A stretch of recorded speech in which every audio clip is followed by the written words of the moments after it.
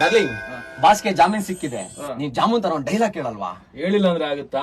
ಒಂದೇ ಒಂದ್ ಮಾತು ಹೇಳ್ತೀನಿ, ಕೇಳಿಸ್ಕೊ ಅಣ್ಣ. ಅವ್ರ ಬಗ್ಗೆ ಮಾತಾಡಿದ್ರೆ ಅವ್ರ ಅಭಿಮಾನಿಗಳೇ ಹೊಡೆದಾಕ್ ಬಿಡ್ತಾರೆ ಫೇಸು. ಅವ್ರ ಬಗ್ಗೆ ಮಾತಾಡಿದ್ರೆ ಅವ್ರ ಅಭಿಮಾನಿಗಳೇ ಹೊಡೆದಾಕ್ ಬಿಡ್ತಾರೆ ಫೇಸು. ಯಾಕಂದ್ರೆ ಅಲ್ಲಿರೋದು ನಮ್ ದೇವ್ರು, ಚಾಲೆಂಜಿಂಗ್ ಸ್ಟಾರ್ ಡಿ ಬಾಸ್.